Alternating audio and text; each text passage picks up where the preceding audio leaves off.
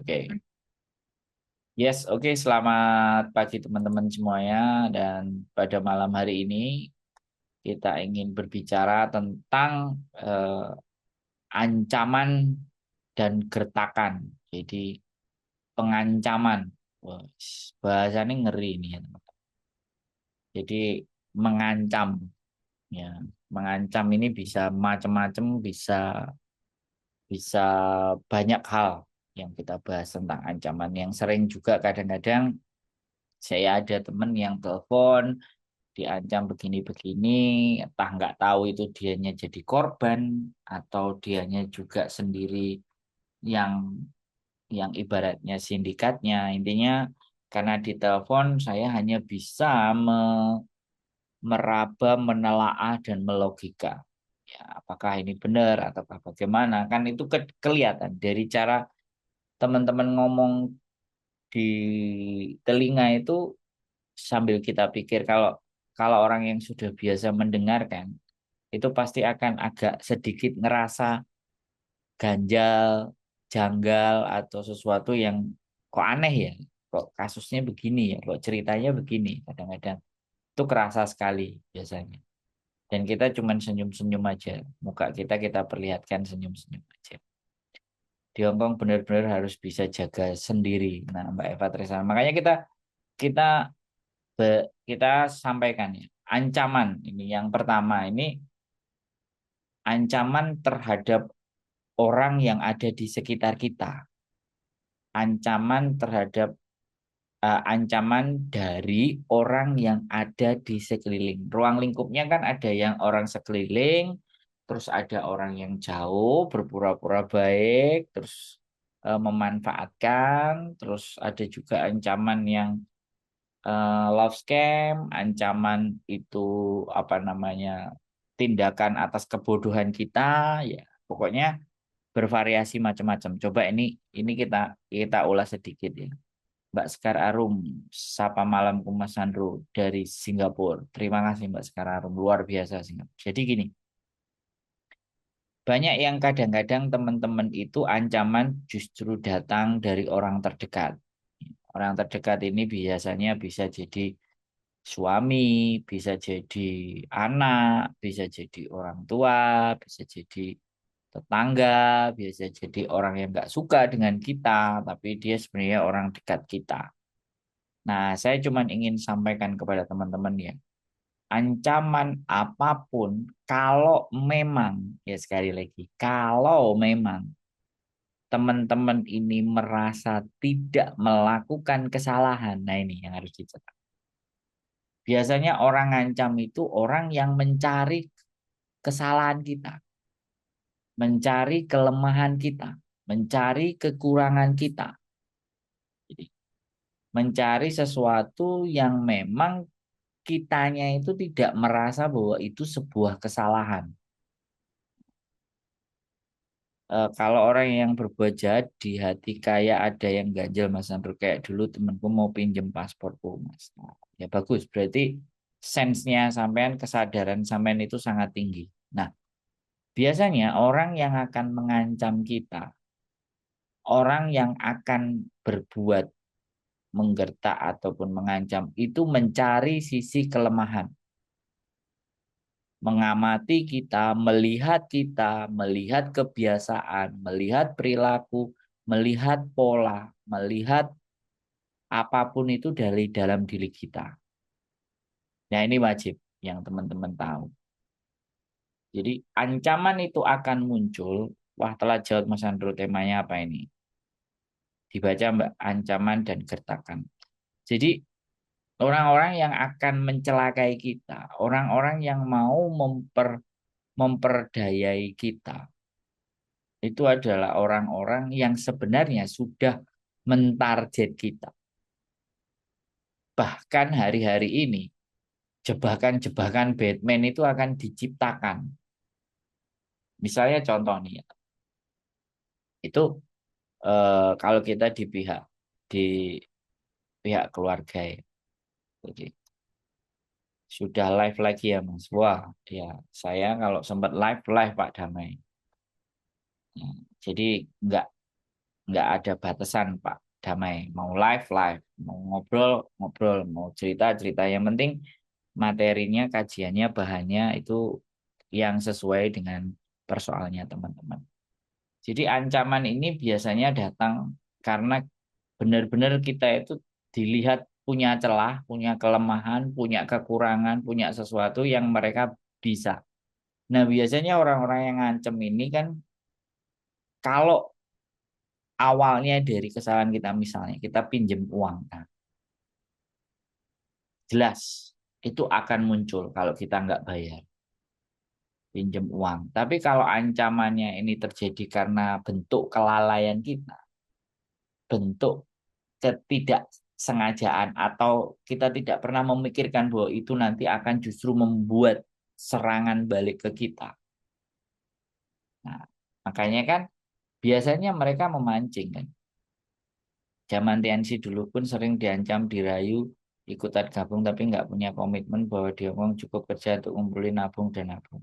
Betul Mas Andro, orang yang terdekat yang paling berbahaya. Nah iya, karena orang yang terdekat ini kembali lagi, dia sangat mengetahui karakter kita, gerak-gerik kita, kelemahan kita. Itu pasti. Nah, terkadang, terkadang nih, yang paling sering lagi, selain orang-orang terdekat ini adalah jebakan Batman, teman-teman. Jebakan Batman itu misalnya kayak gimana? Ya, contohnya ya kalau boleh saya sampaikan. Pinjaman cepat cair, tidak membutuhkan syarat. Ini sesuatu yang sangat-sangat familiar ya kalau teman-teman sering melihat. Pinjaman dengan cara gampang, mudah, tanpa gadai paspor. Ini orang kan selalu jadinya kan tertarik, ya kan? Orang jadinya akan, wah, tawaran menarik ini. Absen Mas dari Kamsinwai, Mbak Astuti Ermi. Mana ini Mbak Kamsinwai? Luar biasa. Nah, jebakan-jebakan Batman inilah yang terkadang sering kita itu masuk ke dalam jebakan tersebut. Mbak Eva Teresa, saya dua orang yang suruh pinjam paspor. Alhamdulillah, Alamin, dan PT udah dikasih tahu paspor jangan dikasih orang lain sama ID Hongkong. Nah, ini sudah dua orang sindikat. Jadi mereka itu, Mbak Yuti Yutira, selamat malam. Mereka itu kadang-kadang memang berkomplot untuk mencelakai kita, itu mereka berkomplot. Pihak pertama, pihak kedua, dan pihak ketiga. Nah, ini marak sekali terjadi di Hongkong ya. Aku udah kayak polisi aja lah bahas kayak gini. Ini urusannya KJRI bahas kayak gini. Tapi ya oke lah. Teman-teman, nah itu pinjaman dana tidak memenuhi syarat. Itu temanku kena jebakan Batman. Akhirnya utang tahu-tahu rentenir. Nah, ini Mbak Eva Teresa. Nah, ini yang sebenarnya ingin saya omongin. Ini nggak cukup satu episode loh ngomongin masalah ini. Jebakan Batman. Jebakan Batman itu bukan hanya sekali lagi pinjaman, utang dan semua. Pada prinsipnya pinjaman utang itu menurut saya kalau untuk di Hong Kong, kalau dia lembaga resmi, itu pasti kita datang ke kantor, diberikan penjelasan A, B, C, D. Nah, yang menjadi jebakan Batman-nya, yang menjadi bahayanya nanti ketika kita diancam itu, kita itu digiring. Ada salesnya. Ada orang yang sudah sangat tahu seluk-beluknya pinjaman uang dan dia memahami sisi kelemahan dan dia juga memahami calon mangsanya. Nah ini teman-teman, ini agak sedikit sadis omongan ini. Tapi ini banyak terjadi. Makanya saya membahas sesuatu yang notabene-nya sudah banyak terjadi dan saya membahas ini mudah-mudahan teman-teman juga mensiarkan cerita ini kepada siapapun yang kalian anggap, yang kalian ingin bantu atau kalian yang ingin sampaikan berita hal yang baik ini supaya mereka tidak sampai kena. Nah, banyak sekali modusnya. Kalau yang paling banyak itu memang modus utang. Wah, Mbak Ika Isyana, Mas Amnul, kata-kata hari ini Mas Andul. Kata-kata hari ini berhentilah makan setelah kalian kenyang. Salah. Jadi ancaman dan gertakan ini sebenarnya munculnya itu karena kita lengah, karena kita terperdaya. Ya mas, sampai saya suruh curi di laci majikan saya karena paspor saya suruh bos pegang. Nah, luar biasa. Topiknya bagus mas. Ini untuk info tentang modus ini. Kamsinoe Kampung Tewel. Iyalah, ya ya ya. Mbak Astuti Ermi, eh, apa namanya, alohannya sudah saya siapkan. Tinggal diantar ke tempat sampean. Mohon diterima ya Mbak. Saya sudah siapkan Mbak Astuti Ermi. Pokoknya sampean the best. Ini teman-teman di YouTube yang nonton, Mbak Astuti Ermi inilah yang ngasih saya ewel ya, dan nggak mau dikasih uang. Orangnya baik. Mudah-mudahan pahalanya sampean gede Mbak. Oke, kita balik lagi. Jangan percaya tipu daya teman dan saudara sendiri, Mbak Sekar Arum. Iya, ini tipu daya. Akhirnya ngancem. Sebenarnya ya ancaman itu solusinya cuma satu, blokir, selesai. Ya, dia pasti akan masuk ke sosial media kita.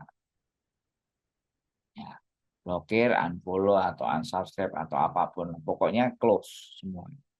Jadi kadang-kadang ancaman itu yang akan mengganggu kita dan ketika kita merasa takut itulah tujuan kita diancam. Tapi kalau kalian diancam, kalian berani, itu capek yang ngancam, nggak berhasil. Tapi kadang-kadang mental kita itu jatuh, ditakut-takutin. Ya, BEM memang seperti itu. Nah, di Hong Kong ini marak terjadi hal seperti itu.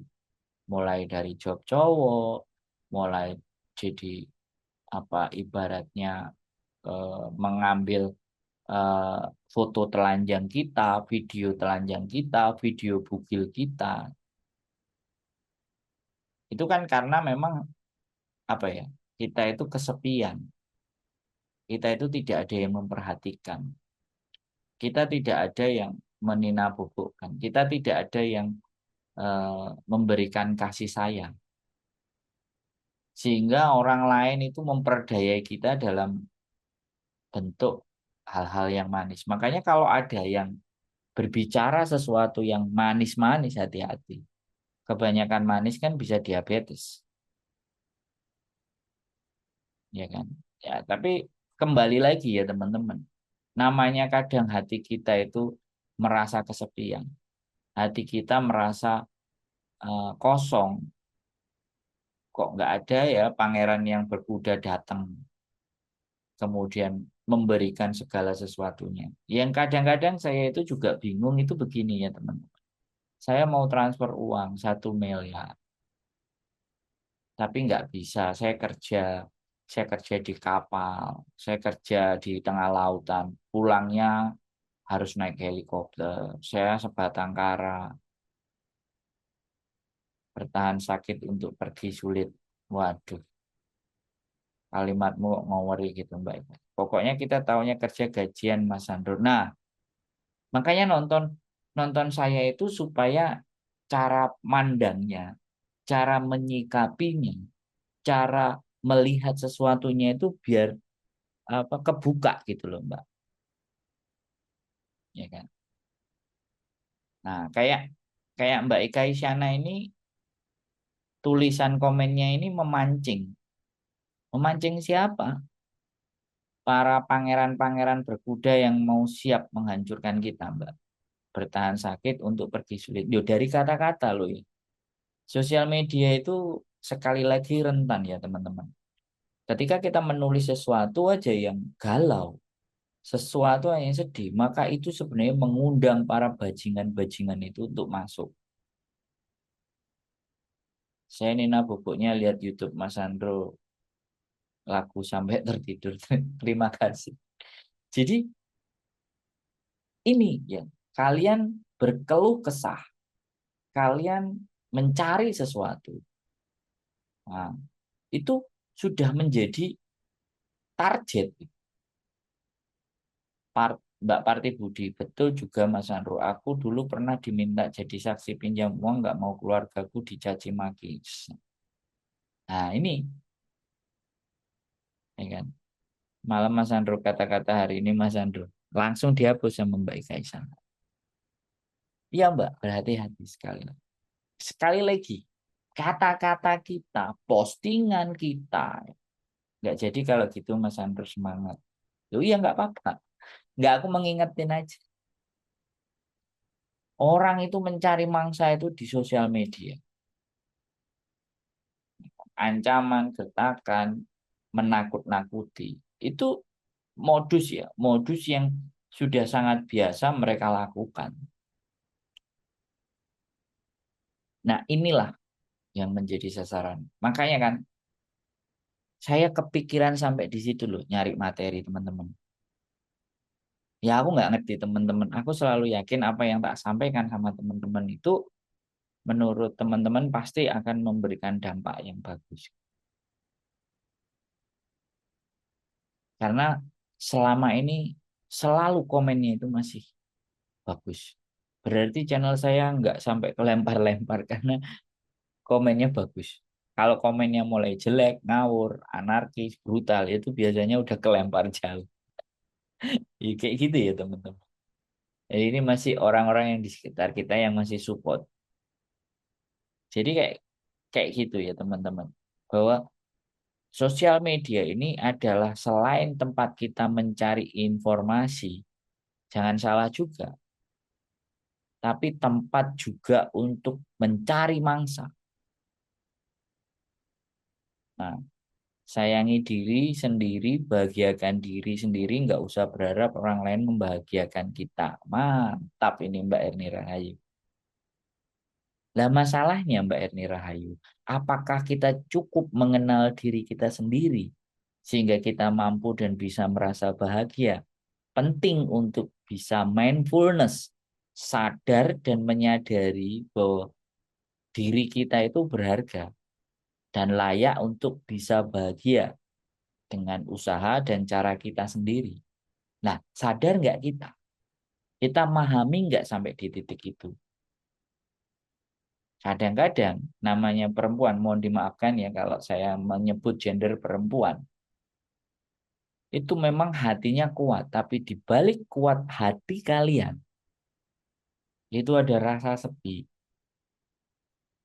ada rasa ingin diperhatikan, ada rasa di mana bahwa kapan ya ada pangeran berkuda membuat menyenangkan hati saya, membuat saya jadi berbunga-bunga. Kadang ada juga sebaliknya, wanita yang sudah sangat apatis kepada siapapun, kepada apapun yang mencoba mendekat, dia langsung sensitif. Ada. Nah, ini justru cenderung yang agak sedikit lebih aman menurut saya. Ya. Nelpon ke saya diancam gini-gini. Pertanyaannya pada saat ada yang mau mengancam, ini pasti ada sisi kelemahan, ada sisi hal yang pernah kita lakukan dan kita sangat tidak menyadari. Ternyata hal itu justru membuat kita jadi sasaran empuk. Kalian tahu juga di sosial media itu ada status yang mancing, ya kan? Ada yang mancing. Bahkan kadang-kadang ada yang gini, yang saya sering lihat itu adalah orang yang memamerkan uang, memamerkan apa namanya kekayaan untuk menunjukkan bahwa status saya itu orang punya. Hati-hati loh ya teman. Kita sedang diintai,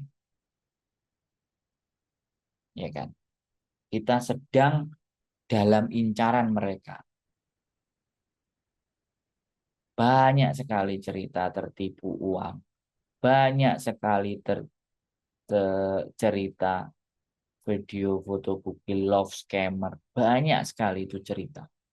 Saya cuma ingin sampaikan ya, kalau ancamannya itu menyebarkan foto-foto yang artinya sure, yang apa di sosial media itu nggak mungkin bisa. Facebook, YouTube, Instagram, ya kan. Foto-foto itu dipajang, itu pasti kena ban. Kalau totally ya. Tapi kalau dia blur dan mukanya diperlihatkan terus bajunya yang enggak, anu ya intinya tetap di blur di bagian tertentu baru itu bisa kelihatan. Tapi gampang dilacak. Kalau dia mau share di Facebook, di YouTube, itu channelnya itu bisa dikejar, bisa diuber, bisa dideteksi. Cybercrime, bukan saya. Nah, tapi gitu, ancaman dan gertakan itu memang akan terjadi ketika kita tidak benar-benar menyadari bahwa kita telah masuk dalam jebakan Batman.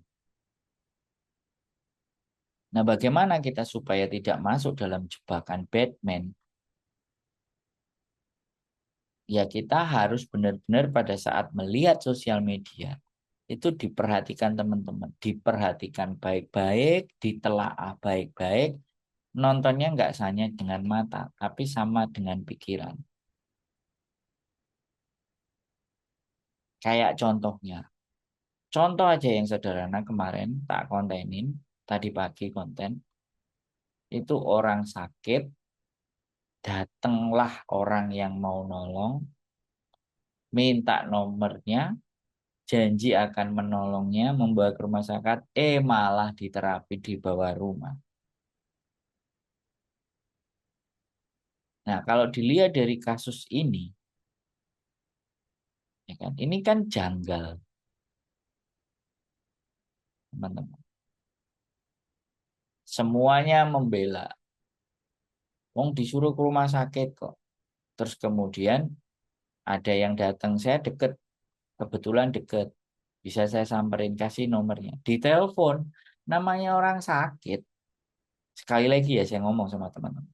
Orang sakit, itu tingkat kesadarannya juga sudah lagi sakit, menahan rasa sakit mungkin. Dan dia nggak tahu harus ngapain, ya kan? Dan ketika dia nggak tahu harus ngapain, otomatis orang lain masuk dan ternyata berbuat sesuatu. Nah ini kita nggak bisa loh nyalain dan benerin yang konten, benerin yang bekam, benerin benerin yang sakit, tapi semuanya salah. Karena dengan mudahnya dan gampangnya memberikan informasi pribadi kepada orang lain dengan landasan alasan bahwa orang ini sakit. Tidak gampang kita harus mempercayai orang lain, apalagi yang juga berniat baik. Nah, ini makanya kepekaan.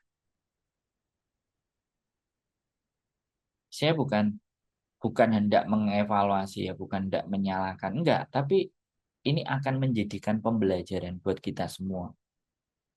Bahwa ketika kita di sosial media, terus boleh nggak saya minta nomornya? Ini kalau orang-orang nggak kenal, orang-orang nggak suka, kita akan gampang dijebak, gitu. Jadi makanya sarankan memang ke tempat-tempat, ke hal-hal ya di warning lagi sekali lagi.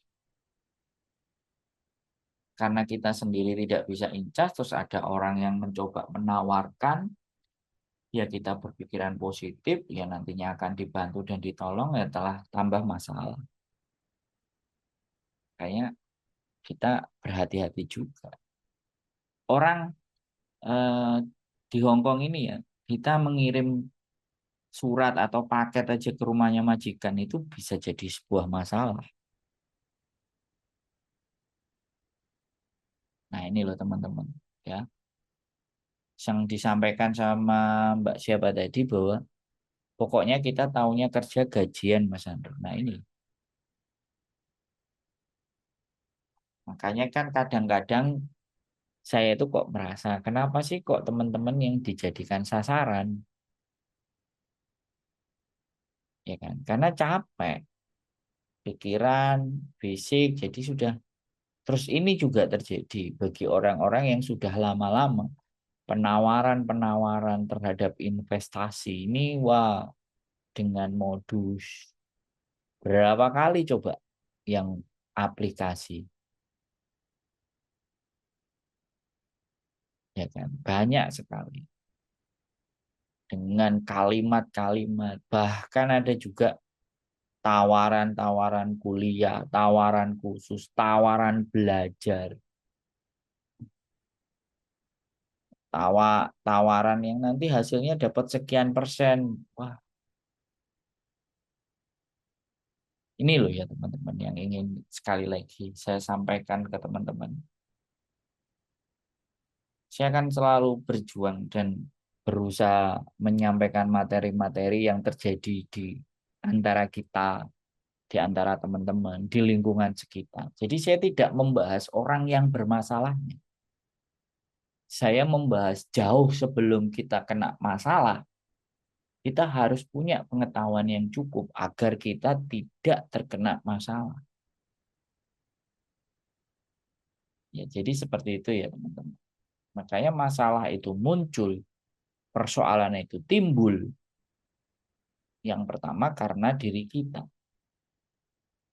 Yang kedua ya karena kita tidak bisa melihat permasalahan itu secara lebih lebar. Apalagi calo. Kenapa calo itu dapat? Ya karena kita sudah mengabaikan peraturan, ya kan? Mengabaikan peraturan dari maskapai. Dan kita tidak belajar dari orang lain. Kita memaksakan bahwa ini pulang daripada dipaketin mahal, tak bawa semuanya ya nggak apa-apa lah, nanti kalau lebih-lebih 1 kilo 2 kilo dibayar. Iya, tapi di rumah tidak ada timbangan, dimasukkan semuanya, dan kita tidak bawa kertas apa tas cadangan, kebo, tidak mempersiapkan itu semuanya. Begitu ditimbang, muka panik, muka bingung di bandara, dilihatlah sama orang-orang yang mau berbuat jahat.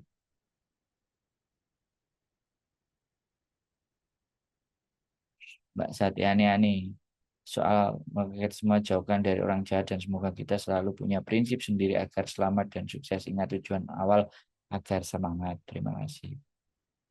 Minggu besok insya Allah aku tak kesana bikin konten tentang calo.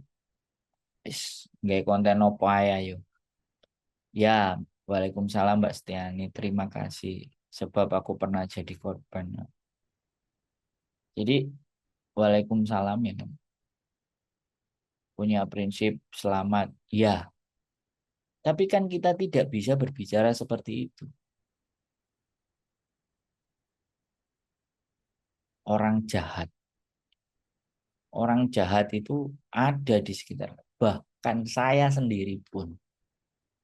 Ya, saya sendiri pun ketika ngomong sama kalian semuanya bicara kayak gini. Belum tentu saya jadi orang baik. Saya juga bisa jadi orang jahat loh ya teman-teman.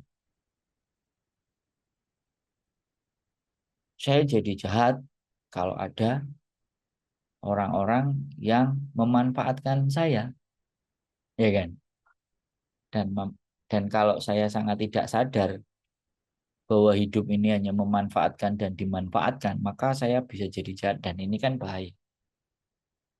Makanya saya harus selalu belajar dan selalu berpikir bijak, mengontrol dan banyak belajar untuk melihat. Saya mau ngasih materi ini, teman-teman, saya itu juga nonton konten-konten yang lain.